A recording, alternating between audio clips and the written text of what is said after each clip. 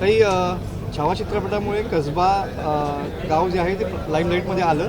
आज राजकीयदृष्ट्या या ठिकाणी सुद्धा महत्त्व आलेलं आहे, कारण का तुम्ही जिल्हा परिषद अध्यक्ष राहिलेले आहात आणि त्याच कसबा गावातून तुम्ही उमेदवारीसाठी उभे राहिलेले आहात. कसं बघता आणि काय नेमकं पुढचं एम्स असेल तुमचं? सर्वप्रथम शिवसेना, राष्ट्रवादी आणि भाजप आणि RPI या सर्व यांची ज्येष्ठांची मी खरं तर आभार मानते, कारण त्यांनी सगळ्यांनी विश्वास ठेवल्यामुळे 42 कसबा या मतदारसंघात सलग चौथ्यांदा निवडणूक लढवायची मला संधी मिळाली आणि खरोखर भाग्य आहे अशा कसबा गावाचं मी नेतृत्व करते, जो संभाजी महाराज यांच्या पवित्र छत्रपती संभाजी महाराज यांचा पवित्र पावन पदस्पर्शाने पावन झालेला असं आमचं गाव आहे. आणि आनंदाची गोष्ट आहे की आज छावा या चित्रपटामुळे आमच्या गावाला वेगळं स्थान खरं तर मिळालं आहे आणि शासन नक्कीच महायुतीचं शासन ह्या गावाचा किंवा छत्रपती संभाजी महाराज यांचं स्मारक होण्याच्या दृष्टीने योग्य ती पावलं उचलत आहेत आणि जिल्हा परिषद सदस्य म्हणून जे काही सहकार्य लागणार आहे ते करण्यास नक्कीच आम्ही तयार असू आणि त्यासाठीच मी ही निवडणूक लढवते असं म्हटलं तर वावगं ठरणार नाही,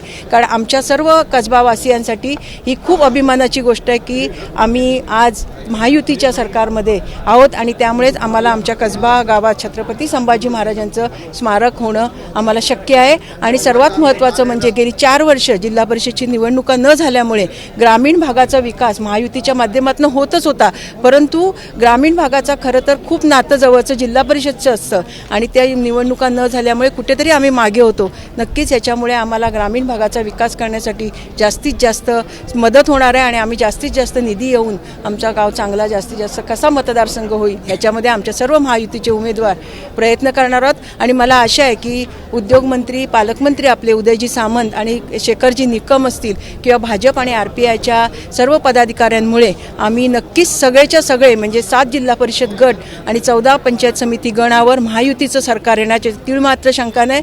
जय हिंद, जय महाराष्ट्र. पारंपरिक मी जिल्हा परिषद अध्यक्ष पण भूषवलेला आहे. आता लढत उद्धव ठाकरे सेना विरुद्ध शिवसेना अशी कसबा गटामध्ये पाहायला मिळणार आहे. नाही, हे जरी असलं तरी मी कधीही निवडणुकीला सामोरे जाताना आपल्या विरोधात कोण आहे हे बघितलं नाही, कारण ग्रामीण भागाशी माझे पती माननीय राजेंद्रजी महाडिक यांचं खूप जवळचं नातं आणि त्याच्यानंतर मला गेली 15 वर्ष तिथे काम करायला मिळालं, त्यामुळे आम्ही कधीही पक्षीय राजकारण केलं नाही आणि ह्यापुढेही करणार नाही. थोडाफार त्रास होणार नाही ही वेगळी गोष्ट आहे, परंतु आम्ही आता महायुतीचे उमेदवार आहोत आणि महायुतीचे उमेदवार म्हणूनच आम्ही निवडणुकीला सामोरं जाणार आहोत, कारण प्रत्येक उमेदवाराचं किंवा प्रत्येक असले म्हणजे जे आमचे पदाधिकारी आहेत त्यांचं एकच उद्दिष्ट आहे आपल्या ग्रामीण भागाचा जिल्हा परिषद आणि पंचायत समितीच्या माध्यमातून जास्तीत जास्त विकास करणे. रोहन शेठ, तुम्ही पण जिल्हा परिषद अध्यक्ष राहिलेला आहात, चांगल्या पद्धतीने तुमचा कार्यभार त्या ठिकाणी झालेला आहे. असं असताना सुद्धा महायुतीमध्ये कुठेतरी बंडखोरी पाहायला मिळते का आणि त्याचा परिणाम काय होऊ शकेल का? काय वाटतं तुम्हाला? तुम्ही उमेदवारी अर्जसुद्धा भरलेला आहे त्यामध्ये. सर्वप्रथम महायुतीचे सर्वच पक्ष सन्मान्य शिवसेना असेल, राष्ट्रवादी असेल, भाजप, RPI या सर्वच पक्षाच्या सर्वच पदाधिकारी, सन्मान्य पालकमंत्री, सन्मान्य आमदार शेखरजी निकम, सन्मान्य भैया शेठ आणि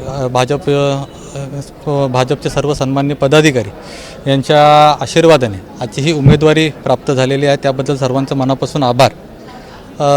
राहिला प्रश्न की ही लढत देताना आम्ही महायुती म्हणून लढत देतो आणि आमचा विजय हा निश्चित आहे, म्हणून बंडखोरी असे किंवा कोणत्याही प्रकारचा संघर्ष असो तो आम्ही एकत्रितपणे जेव्हा सामोरे जातो तेव्हा विजय हा निश्चित लिहिलेला आहे आणि हा अनुभव आपण सर्वांनी मागच्या अनेक वर्षापासून गेला. जिथे युतीचं सरकार भक्कम आहे तिथे विजय निश्चित आहे.